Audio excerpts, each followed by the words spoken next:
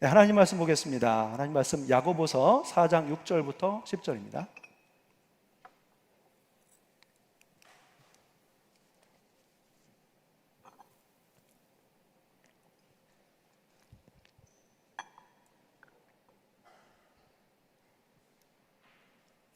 야고보서 4장 6절부터 10절 한 절씩 읽겠습니다. 그러나 더욱 큰 은혜를 주시나니 그러므로 일러스되 하나님이 교만한 자를 물리치시고 겸손한 자에게 은혜를 주신다 하였느니라. 그런즉 너희는 하나님께 복종할지어다. 마귀를 대적하라. 그리하면 너희를 피하리라. 하나님을 가까이 하라. 그리하면 너희를 가까이 하시리라. 죄인들아 손을 깨끗이 하라. 두 마음을 품은 자들아 마음을 성결하게 하라. 슬퍼하며 애통하며 울지어다. 너희 웃음을 애통으로 너희 즐거움을 근심으로 바꿀지어다. 주 앞에서 낮추라. 그리하면 주께서 너희를 높이시리라. 아멘. 네, 오늘은 주 앞에서 낮추라라고 하는 주제를 가지고 하나님의 말씀을 전하도록 하겠습니다. 먼저 제가 가끔 여러분들에게 질문을 좀 드리는데 질문에 대답은 안 하셔도 됩니다. 속으로 하시는 질문이기 때문에 오늘 조금 무거운 질문을 좀 드릴게요. 스스로 마음속에 생각을 해보십시오. 대답은 하지 마세요. 난처한 경우가 발생할 수 있기 때문에. 자, 묻겠습니다. 자, 여러분들은 말씀을 전하는 저와 같은 목회자들이나 장로님들, 권사님들처럼 교회에서 중요한 역할을 하고 오랫동안 신앙생활 해오셨던 분들에 대해서 실망하거나 교만한 느낌을 받으신 적 있으십니까? 자, 대답 안 하셔도 됩니다. 두 번째 질문입니다. 여러분들은 교회에서 기도를 많이 하시는 분들, 성경을 많이 읽으시는 분들, 전도를 열심히 하시고 구제도, 봉사도 열심히 하시는 훌륭한 분들에게서 교만한 모습을 느끼신 적은 없으십니까? 자, 하나 더 묻겠습니다. 자, 여러분들은 여러분 자신이 교만한 사람이라고 생각한 적이 있으십니까? 교회 역사상 가장 위대한 인물 중에 한 분이신 성 어거스틴에게 어느 날 제자 중에 한 사람이 찾아와서 이렇게 물었습니다. 선생님, 그리스도인들의 최고의 덕목은 무엇입니까? 뭐라고 대답했을 것 같아요? 여러분 생각할 때 최고의 덕목은 뭡니까? 어거스틴은 이렇게 얘기했습니다. 겸손이다. 첫째는 겸손이다. 다시 제자가 묻습니다. 그러면 둘째는 무엇입니까? 그랬더니 둘째도 겸손이다. 이렇게 이야기했습니다. 제자가 다시 질문합니다. 그러면 셋째는 무엇입니까? 뭐라고 대답했을까요? 네, 어떻게 잘하세요? 맞습니다. 셋째도 겸손이다. 이렇게 대답을 했다고 합니다. 자, 그러자 제자가 다시 물었습니다. 그럼 선생님, 겸손의 반대는 무엇입니까? 이에 대해서 겸손의 반대는 교만이다. 그러면 교만이 무엇입니까? 나는 지극히 겸손하다고 생각하는 것 그 자체가 교만이다. 이렇게 대답을 했다고 합니다. 여러분이 나는 교만하다는 생각을 하지 못했다면 여러분은 교만한 사람일 가능성이 많습니다. 그리고 여러분들이 스스로 나는 교만한 사람이요 라고 말했다면 그 이유를 여러분들이 가장 잘 알고 있기 때문에 교만한 사람이 맞을 것입니다. 사실 저와 여러분 모두는 세상의 모든 사람들을 다 포함해서 교만한 사람이라고 할 수 있습니다. 그 교만함은 수시로 우리의 삶을 통해서 드러나고 있어요. 특히 돈 잘 벌고 인기 있고 잘 나갈 때, 사람들이 박수를 쳐줄 때, 높여줄 때, 높은 자리에 있을 때 그 교만의 수치는 많이 올라갑니다. 근데 한 번 올라간 교만의 수치가 내려오지 않아서 문제가 되기도 합니다. 여러분, 교만을 나타내는 히브리어 단어가 있습니다. 바로 까와 가바흐와 룸이에요. 까아, 가바흐, 룸. 다 어떤 의미냐면 우쭐대다, 자기를 높이다 라는 의미가 있습니다. 그럼 교만이 별게 아니에요. 자기 자신을 높이고 드러내는 것, 자랑하며 사는 것이 교만이에요. 보통 사람은 자기 자신을 드러내고 싶은 마음이 있습니다. 주목받고 싶은 마음이 있습니다. 자랑하고 싶어 하는 마음이 있습니다. 그래서 자신의 존재를 알리고 상대방에게 정당한 대우를 받고 싶어 합니다. 그래서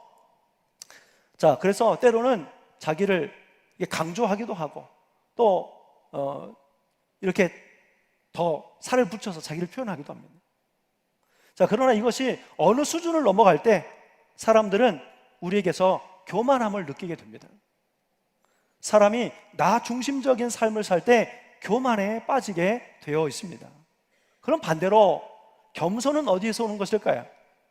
그것은 바로 하나님 중심의 삶을 살게 될 때 겸손한 삶이 나오는 것입니다.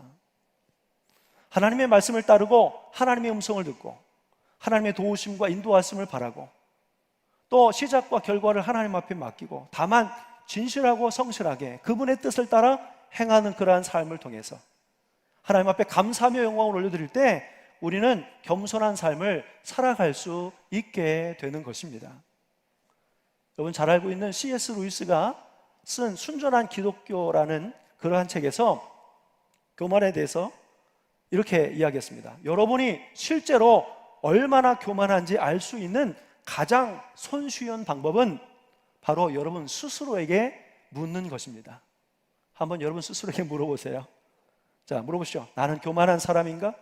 나는 겸손한 사람인가? 나는 나 중심의 삶을 사는 사람인가? 하나님 중심의 삶을 사는 사람인가? 여러분 교회를 다닌다고 해서 다 하나님 중심의 삶을 살고 있다고는 말할 수 없습니다. 일반적으로 교만한 사람들에게는 곧 나 중심적인 삶을 살아가는 사람들에게는 공통적인 특징들이 좀 있어요. 교만한 사람들에게 나타나는 특징 첫 번째는 나보다 나를 우월하게 여긴다는 겁니다. 남보다 나를 우월하게. 빌립보서 2장 3절의 말씀에 보면 아무 일에든지 다툼이나 허영으로 하지 말고 오직 겸손한 마음으로 각각 자기보다 남을 낮게 여기고, 겸손은 뭐냐면 자기보다 다른 사람을 낮게가 아니고 낮게 여기는 게 겸손이라고 그랬어요. 그럼 그 반대인 교만은 뭘까요? 다른 사람보다 나를 낮게 여기는 거죠. 내가 다른 사람보다 우월해 라는 생각을 갖게 될 때 우리는 교만에 빠질 수 있게 된다는 것입니다.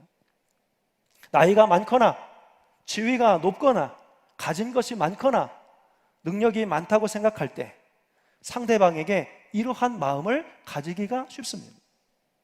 이럴 때 우리는 이런 태도를 보일 수 있습니다. 상대방을 무시하고 말을 귀담아 듣지 않고 인정해 주지 않아요. 상대방이 뭐라고 해도 내 의견을 밀어붙입니다.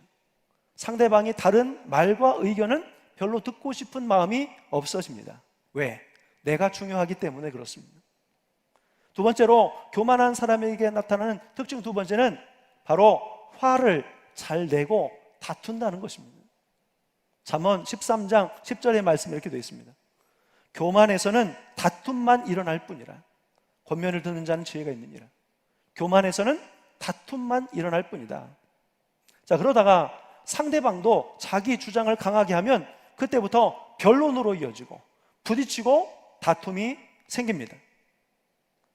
자기가 상대보다 우월하다라고 하는 생각은 자기만 하는 게 아니라 상대방도 그렇게 생각합니다. 그러니까 서로 다툼이 일어나는 거죠. 교만한 사람들이 모이면 거기에는 싸움이 일어나게 되어 있습니다. 속으로 계속 이렇게 생각을 합니다.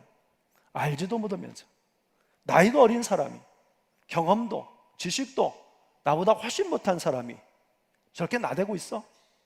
당신의 말에는 허점이 많아. 그래서 화를 잘 내고 다투어요. 세 번째 특징은 뭐냐면 다른 사람들을 비판하고 평가한다는 것입니다. 일의 결과가 조금이라도 좋지 않거나 하면 비판하죠. 책임을 묻죠. 내가 하자는 대로 했으면 이런 문제가 없는데. 그러면서 그 사람의 능력과 방법에 대해서 잘잘못을 평가하기 시작합니다. 여러분 성경에서 이런 사람들의 모습이 많이 발견이 됩니다. 사울왕은 처음 하나님의 부르심을 받았을 때는 매우 겸손한 사람이었어요. 그런데 왕이 되고 권력을 권력의 맛을 본 이후로는 그는 하나님 없는 것과 같은 삶을 살아갔습니다. 교만한 사람이 되었습니다. 하나님의 은혜를 잊어버렸습니다. 하나님의 말씀에 불순종했습니다. 그의 삶에는 분노와 화로 가득 찼습니다. 예수님 시대의 바리새인들에게도 이런 모습을 찾아볼 수가 있어요. 여러분, 바리새라고 하는 말은 분리된 자라고 하는 의미를 가진 히브리어 페루심에서 나온 말입니다. 페루심, 율법에서 깨끗하지 않다고 하는 것들로부터 분리해서 거룩한 삶을 살아보겠다고 작정한 사람들, 율법을 가장 엄격하게 지켰고 산헤드린 공회의 일원으로서 일반 사람들의 존경도 받았습니다. 이들 중에는 대율법학자나 경건한 지도자들이 나오기도 했습니다. 자, 이들은 모세의 율법을 다 외우다시피 했어요. 정결례를 철저히 지켰습니다. 뿐만 아니라 일주일에 2번이나 금식했고 11조를 철저히 구분하여 드렸습니다. 자, 그런데 이들의 모습에서도 교만한 모습이 많이 보였습니다. 여러분, 성경을 많이 안다고 겸손해질까요? 아닙니다. 기도 많이 한다고 저절로 겸손해질까요? 그렇지도 않습니다. 이들을 보면 압니다. 그런데 이들은 자신들이 열심히 하는 것은 잘 하는 것인데 그들이 하나님 중심의 삶을 살지 않았어요. 그들의 문제는 사랑이 없었습니다. 율법과 장로들의 유전은 자신들의 의의를 드러내고 사람들을 평가하는 수단이 되어버렸습니다. 심지어 예수님을 정죄하고 예수님을 도전하기도 했습니다. 구별하여 살다 보니까 아무래도 적당하게 사는 사람들보다도 열심히 잘 믿었을 것입니다. 열심히 하는 사람들 눈에는 뭐가 보이는 줄 아십니까? 열심히 하지 않는 사람들이 보여요. 기도 많이 하는 사람들의 눈에는 어떤 사람이 보이냐면 기도하지 않는 사람들이 보여요. 답답해 보여요. 그래서 기도를 안 하는 사람들은 믿음이 없고 어리석은 것처럼 보입니다. 기도하면 다 들어주는데 왜 기도를 안 해요? 전도를 열심히 하는 사람들의 눈에는 어떤 사람이 보일까요? 전도를 하지 않는 사람들이 보일 것입니다. 무책임하고 영혼을 사랑하지 않는 것처럼 보일 것입니다. 근데 그것이 마음에서 자라고 쌓이면서 사람들을 정죄하고 비판하고 비난하고 가르치려고 하는 것입니다. 그러니까 우리가 열심히 신앙생활을 하면서 남들에 대해서 이런 마음을 가질 수 있으니까 여러분 조심해야 돼요. 기도를 열심히 하고 성경을 열심히 읽고 또 저같이 목회하는 분들, 또 교회 중직으로서 오랜 동안 교회를 섬겨오셨고 주도적인 역할을 해왔던 분들이 빠지기 쉬운 함정이 바로 이런 데 있어요. 주의 전을 사모하는 열심히 나를 삼킬 것이다. 이게 우리의 삶에서도 나타날 수 있다는 것입니다. 왜 우리가 교만하면 안 되는지에 대해서 성경은 너무나도 분명하게 확실하게 말씀을 해주십니다. 교만은 하나님으로부터 멀어지게 만들고 은혜의 통로를 막아버려요. 영적으로 성장하지 못하도록 만듭니다. 그리고 그 열매들이 좋지 않아요. 교만은 우상숭배와 같이 하나님의 심판을 가져온다고 했습니다. 하나님은 교만한 자를 멸망에 이르게 하시고 교만을 끊으시고 무너뜨리시겠다고 말씀을 하셨습니다. 교만은 망하는 지름길이라고 그랬어요. 하나님은 교만한 자를 낮추시고 흩으시고 물리치시고 대적하시겠다고 말씀을 하셨습니다. 무엇보다도 교만한 사람들의 가장 큰 문제는 이들이 자기가 선하다고 생각하기 때문에 하나님을 붙들지 않는다는 것입니다. 그래서 구원과도 자꾸 멀어져요. 여러분, 성도들이 왜 교만에 빠지게 되는 것일까요? 이유가 많이 있겠지만 우리 3가지만 나누도록 하겠습니다. 첫 번째, 성도가 교만에 빠진 첫 번째 이유는 사탄의 유혹에 넘어지기 때문입니다. 오늘 본문 말씀 중에 야고보서 4장 6절의 말씀을 보면 이렇게 되어 있습니다. 그러나 더욱 큰 은혜를 주시나니 그러므로 일러스되 하나님이 교만한 자를 물리치시고 겸손한 자에게 은혜를 주신다 하였느니라. 그 다음에 그런즉 너희는 하나님께 복종할지어다 마귀를 대적하라 그리하면 너희를 피하리라. 겸손한 자에게 은혜를 주신다는 말씀 이후에 갑자기 왜 마귀를 대적하라고 그랬을까요? 사탄이 우리를 교만에 빠지게 만들게 하기 때문입니다. 여러분, 뱀이 하와를 유혹할 때 선악을 알게 하는 나무의 열매를 먹으면 하나님처럼 될 수 있다고 그랬어요. 하나님처럼 된다는 말은 뭔 줄 아십니까? 네 맘대로 살 수 있는 세상이 온다는 거예요. 여기 사탄은 사람을 교만하게 만듭니다. 그래서 하나님을 잊어버리게 만들어요. 자신이 하나님처럼 될 수 있다고 착각하게 만듭니다. 네 마음대로 살아도 돼. 네가 세상에서 가장 중요한 존재라는 것을 속삭입니다. 그게 사탄의 속성이에요. 사탄은 하나님의 영광을 가로챘다가 쫓겨난 타락한 천사였습니다. 사탄은 그 사람을 교만하게 만들어서 넘어뜨려요. 그리고 그와 함께한 사람들도 교만하게 만들어버립니다. 그래서 한 사람이 교만에 빠지면 그 사람만 괴로운 것이 아니라 그 주변에 있는 사람들까지도 함께 힘들게 되는 거예요. 성도가 교만에 빠지는 두 번째 이유가 있습니다. 두 번째 이유는 바로 교만을 심각한 죄로 여기지 않기 때문에 교만에 빠집니다. 사무엘하 22장 28절에 이렇게 되어 있습니다. 주께서 곤고한 백성은 구원하시고 교만한 자를 살피사 낮추시리이다. 여호와께서 교만한 자의 집을 허신다고 말씀하셨고요, 잠언 16장 18절에도 교만은 패망의 선봉이요 거만한 마음은 넘어짐의 앞잡이니라. 교만하게 되면 망한다고 성경이 그렇게 강조하여 말씀해 주셨습니다. 이스라엘의 역대 수많은 왕들이 교만 때문에 무너졌고 이스라엘 주변 나라들이 교만함 때문에 망했다고 성경은 가르쳐주고 있습니다. 그런데도 성도들은 교만을 심각한 죄로 여기지 않습니다. 살인이나 음란, 우상숭배나 배교는 심각한 죄로 여기기 때문에 나름 준비를 해요. 나름 경계를 합니다. 그러나 교만을 심각한 죄로 여기지 않습니다. 교만한 자신의 모습을 보면서도 나는 충분히 그럴 만한 자격이 있어서 그러는 거다, 이렇게 생각을 합니다. 자, 그래서 기도할 때 교만을 물리치고 겸손하게 해달라고 하는 기도를 성도들은 잘 하지 않습니다. 성도들에게 있어서 기도는 어떤 의미입니까? 기도는 그 사람에게 있어서 가장 중요한 가치를 성도는 그 기도에 담아요. 그런데 그 기도에 교만을 벗어나고 이기게 주님의 겸손으로 채워달라는 기도가 빠져 있다는 것은 교만에 대해서 별로 심각하게 여기지 않고 있다는 그러한 증거이기도 합니다. 자, 세 번째로 성도가 교만에 빠진 세 번째 이유가 있습니다. 그것은 교만한 기도를 드리고 있기 때문입니다. 교만한 기도가 있을까요? 누가복음 18장에 가보면 바리새인과 세리가 기도하는 장면이 나옵니다. 그때 바리새인이 어떻게 기도했는지 보겠습니다. 누가복음 18장 11절부터 바리새인은 서서 따로 기도하여 이르되 하나님이여, 나는 다른 사람들 곧 토색, 불의, 간음을 하는 자들과 같지 아니하고 이 세리와도 같지 아니함을 감사나이다. 이 기도에 뭐가 들어가 있었어요? 서서 따로 기도하고 보이기 위한 기도, 이들과 같지 않습니다. 자기의 우월감을 드러내는 기도, 그런 기도를 하고 있었어요. 12절에 나는 일해에 2번씩 금식하고 또 소득의 11조를 드리나이다. 여러분, 이게 기도입니까? 기도 맞습니까? 자기 자랑하고 자기를 드러내기 위한 기도를 가장한 잘못된 기도가 바리새인의 기도 속에서 볼 수가 있습니다. 자신을 드러내고 자랑하기 위한 기도 있습니다. 열심히 기도하는 분들이 빠지기 쉬운 함정이 있습니다.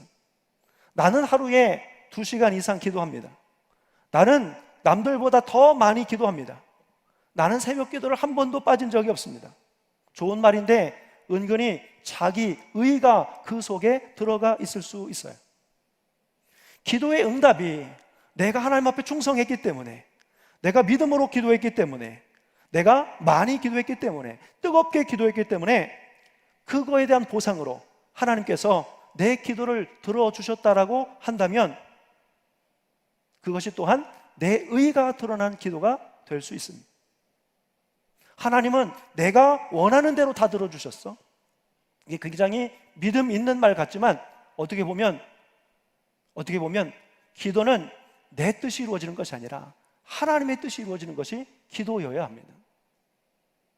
여러분, 우리는 나의 의의를 드러내고 나 중심적인 기도를 드리고 있지 않은지 여러분 살펴볼 필요가 있습니다. 기도를 많이 하는 사람이 교만하게 될 수 있는 이유가 바로 여기 있어요. 여러분, 하나님은 우리가 교만을 내려놓고 겸손한 모습으로 다시 살아가기를 원하십니다. 그래서 오늘 말씀이 우리가 겸손한 모습으로 다시 살기 위해서 들어야 하는 말씀, 기억해야 하는 말씀을 들려주고 있습니다. 자, 말씀이 우리가 어떻게 살기를 가르쳐주고 계실까요? 첫 번째, 교만이 겸손으로 바뀌기 위해서 첫 번째는 하나님을 가까이 해야 한다고 가르쳐주고 있습니다. 자, 야고보서 4장 8절의 말씀이 있습니다. 하나님을 가까이 하라. 그리하면 너희를 가까이 하시리라. 하나님을 가까이 하게 될 때 어떤 일들이 생길까요? 마태복음 11장 29절의 말씀이 이렇게 되어 있습니다. 나는 마음이 온유하고 겸손하니 나의 멍에를 메고 내게 배우라. 하나님과 가까이 할 때 우리는 하나님에게서 뭔가를 배웁니다. 온유하고 겸손하신 성품을 배웁니다. 예수님을 가까이 하면서 온유하고 겸손하신 예수님을 배웁니다. 본받아야 됩니다. 겸손은 우리 안에서 나오는 것이 아니라 예수님의 성품으로 예수님께서 우리에게 주신 것, 그리스도로부터 받은 것이 내 안에서 나오는 게 겸손함이에요. 예수님께서 사랑으로 사람들을 대하셨고 돌보셨고 존중하셨습니다. 고아와 과부의 인격을 존중해 주셨습니다. 세리와 죄인들과 대화하셨습니다. 어린 아이들까지도 존중해 주셨습니다. 그들의 아픔을 함께 해 주셨습니다. 더러운 병에 걸린 사람들도 찾아가 치료해 주셨습니다. 예수님은 제자들의 더러운 발도 씻겨 주셨습니다. 예수님은 근본 하나님이신데 예수님께서 종의 모습으로 오셔서 자기를 낮추시고 죽기까지 복종하시고 십자가에 달려 죽어 주셨습니다. 예수님의 삶은 겸손 그 자체였어요. 여러분 안에 예수님이 계십니다. 여러분 안에 예수님이 계셔요. 우리 안에 계신 예수님을 인정하고 예수님을 인격적으로 모시고 예수님의 온유하고 겸손한 마음, 성품을 본받고자 할 때 예수님처럼 우리도 겸손하게 살아갈 수 있다는 사실을 꼭 기억하십시오. 그래서 예수님과 가까이 하는 삶을 살아가시기를 간절히 축원합니다. 두 번째, 교만이 겸손으로 바뀌기 위해서 두 번째는 바로 겸손한 기도를 드려야 한다는 것입니다. 겸손한 기도. 먼저 기도하실 때 하나님, 내가 겸손한 자가 되게 해주십시오라고 기도하십시오. 내가 겸손한 자가 되게 해주십시오. 이 말은 내가 나 중심이 아니라 하나님 중심으로 살아갈 수 있도록 인도해 주십시오. 내 마음을, 생각을 주관해 주십시오. 이런 의미가 있습니다. 겸손하였는지 교만하였는지, 오늘도 나 중심적인 삶을 살았는지 하나님 중심의 삶을 살았는지 기도하면서 자기 자신의 삶을 돌아보시기를 바랍니다. 돌아보세요. 하루를 마무리하면서 기도하면서 내가 어떤 삶을 살았는지 돌아보시는 거예요. 그러다가 교만했던 자신의 모습을 생각나게 하시거든 그 자리에서 바로 회개하고 십자가 앞으로 나아가야 합니다. 그리고 다시 주님의 은혜와 긍휼을 구하여야 합니다. 주님의 겸손한 마음을 구하여야 합니다. 주님, 오늘도 교만했던 내 자신은 십자가에서 죽고 예수님으로 다시 살게 하여 주시옵소서. 우리가 그렇게 기도해야 하는 것입니다. 예수님은 그 수많은 고난과 비난을 받으셨지만 아버지의 뜻이 이루어지기를 기도하였습니다. 할 수만 있거든 이 잔을 내게서 옮겨 주십시오 라고 기도했지만 결국 예수님은 이렇게 기도하셨어요.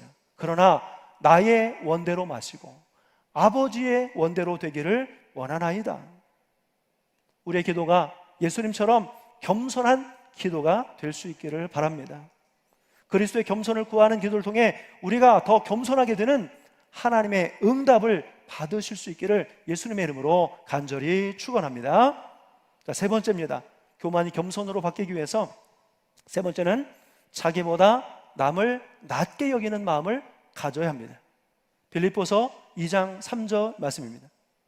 아무 일에든지 다툼이나 허영으로 하지 말고 오직 겸손한 마음으로 각각 자기보다 남을 낮게 여기고, 이게 예수님의 마음이에요. 어린 아이들에게도 배울 것이 있을 거라는 생각을 하십시오. 하나님이 그 사람을 통해서 하나님의 마음과 뜻과 계획을 나에게 말씀하실 수 있다는 마음으로 사람을 대하십시오. 그리고 그 말에 귀를 기울이십시오. 그 앞에서 절대로 의견이 다르다고 화를 내거나 무시하는 말을 하지 마십시오. 죄인들과 이방인들과도 찾아가 만나시고 죄인들의 목소리에도 귀 기울이셨던 예수님의 모습을 기억하면서 우리도 낮은 자의 모습으로 그들을 존중하고 바라보고 귀 기울여 들을 수 있기를 바랍니다. 전라북도 김제에 가면요, 금산이라는 동네에 기역자 교회, 원래 이름은 금산교회예요. 왜 기역자 교회냐면, 자, 사진 잠깐 보겠습니다. 사진 보겠습니다. 자, 여기에 유명하신 두 분에 관한 이야기가 있습니다. 이따가 말씀드리고요. 다음 사진 한번 볼게요. 네, 이 교회입니다. 하나 더 보겠습니다.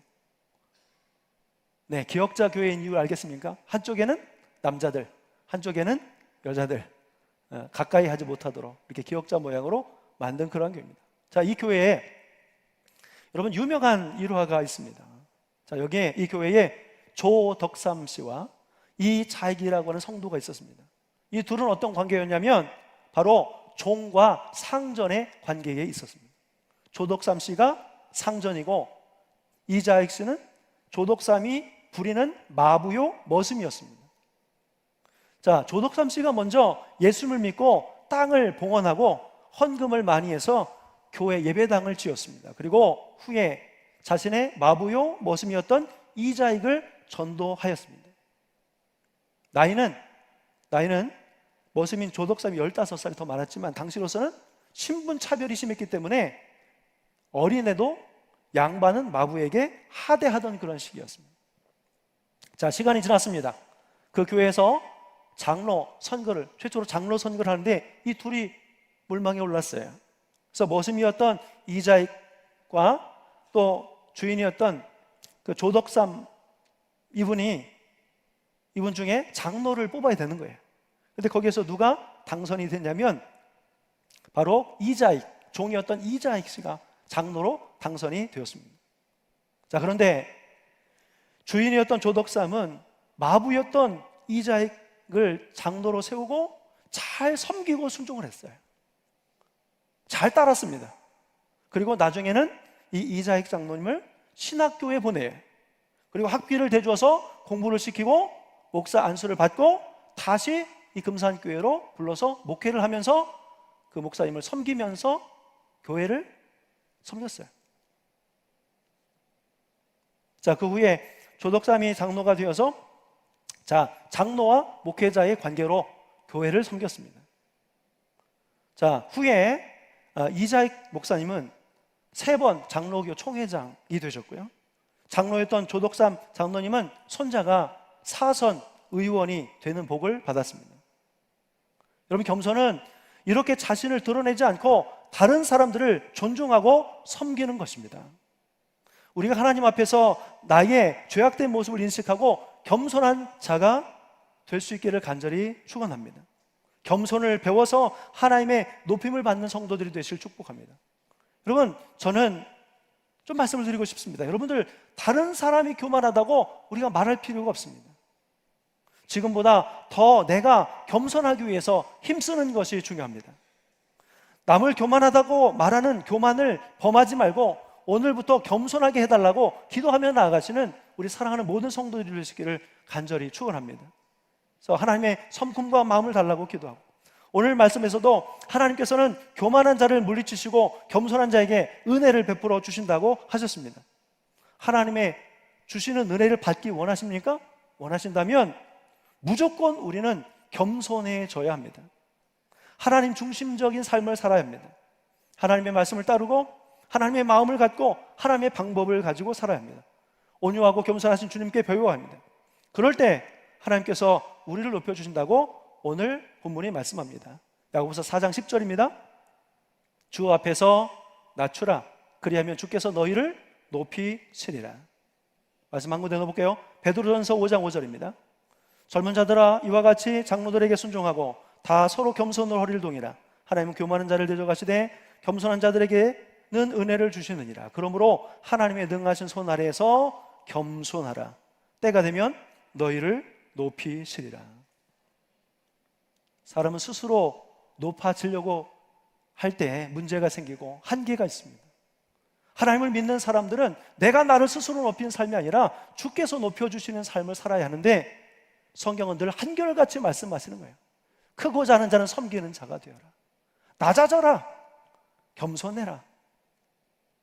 여러분, 예수님은 세상에 가장 겸손한 자의 모습으로 오셨습니다.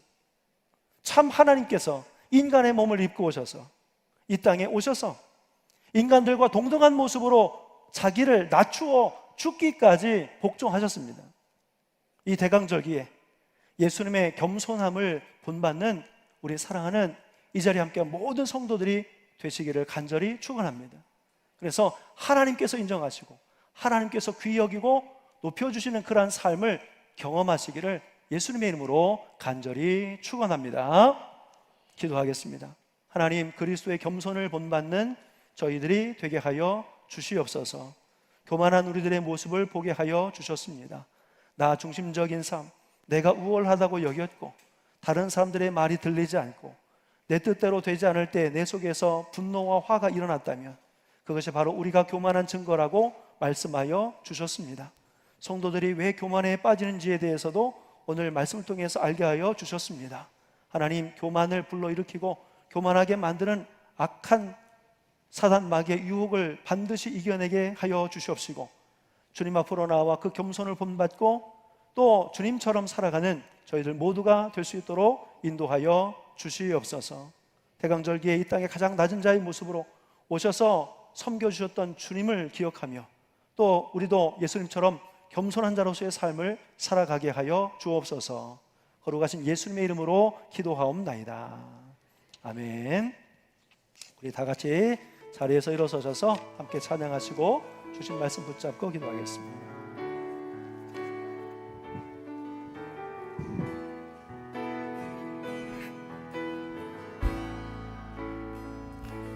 슬픔 속에서도 울지 않는 것, 억울해서 울지 않는 것, 걱정할 수밖에 없는 상황 속에도 걱정하지 않는 것, 알 수 없는 사람조차도 사랑하며 품어주는 것, 용서할 수 없는 사람일지라도 용서하여 주는 것, 어떠한 자기 주장도 버리고 오직 모든 것을 주님 뜻에 맡기며 내가 강한 것이 아니라 주가 강함을 보여주니 진정한 겸손, 어떠한 자기 주장도 버리고 어떠한 자기 주장도 버리고 오직 모든 것을 주님 뜻에 맡기며 내가 강한 것이 아니라 주의 강함을 보여주니 진정한 겸손. 아멘. 우리 함께 기도하겠습니다. 주신 말씀 붙잡고 기도합니다.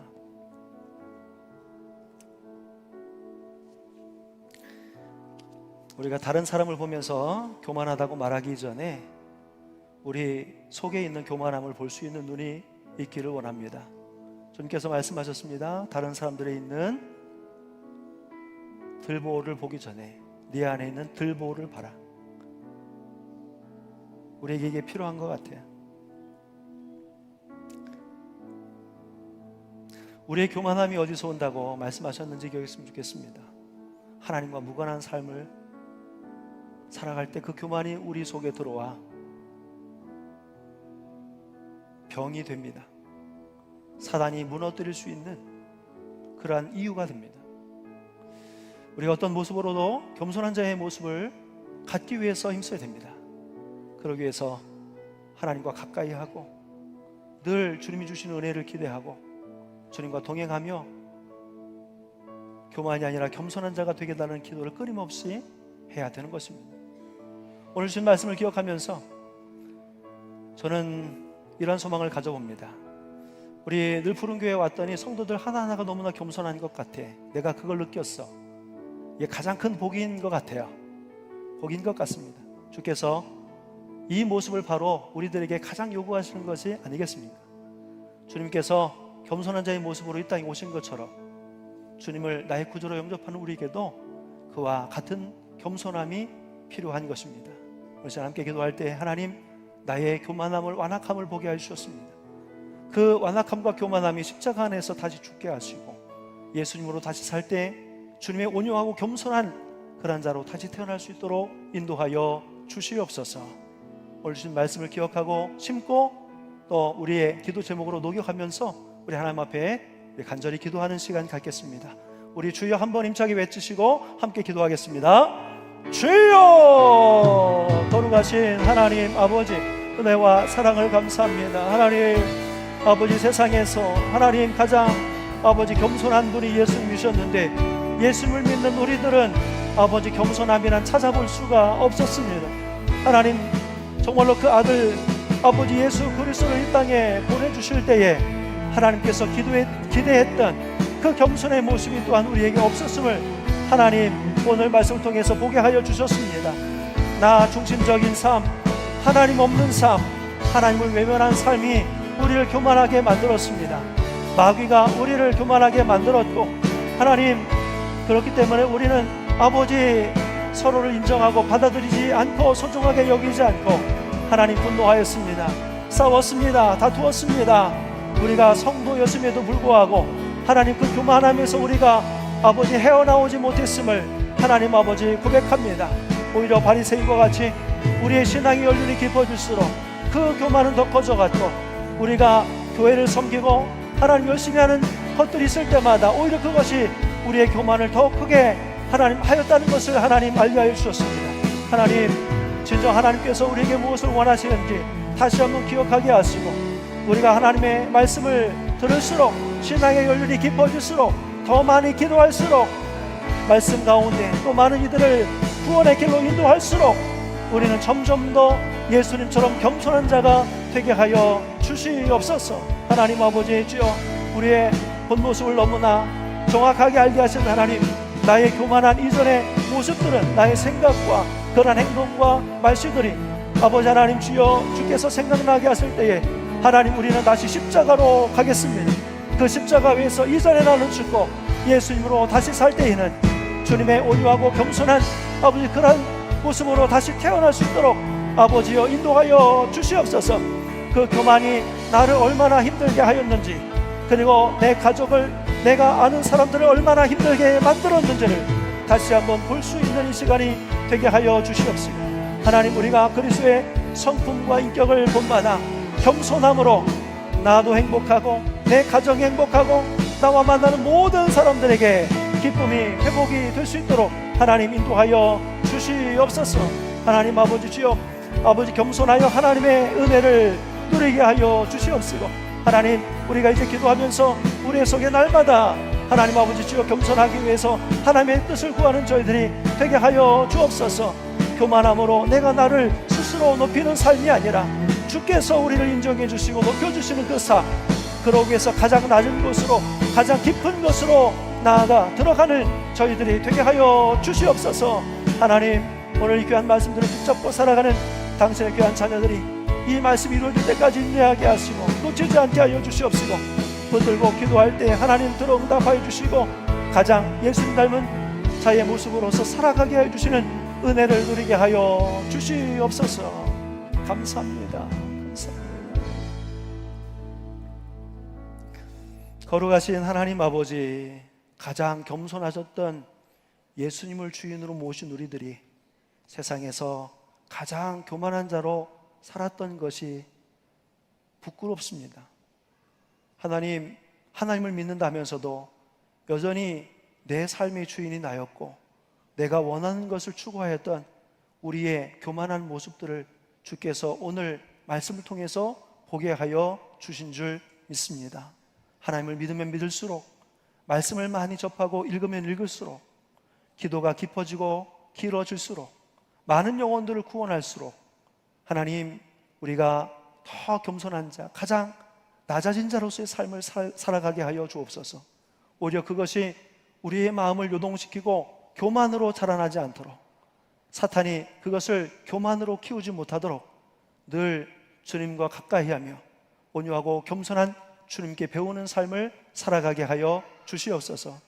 교만했던 우리의 모습들을 깨달아 알게 해주셨는데 이 시간 그 교만한 우리의 모습들이 십자가 아래로 갑니다. 그곳에서 우리는 죽고 세상에서 가장 겸손하신 주님으로 다시 살아나게 하여 주시옵소서.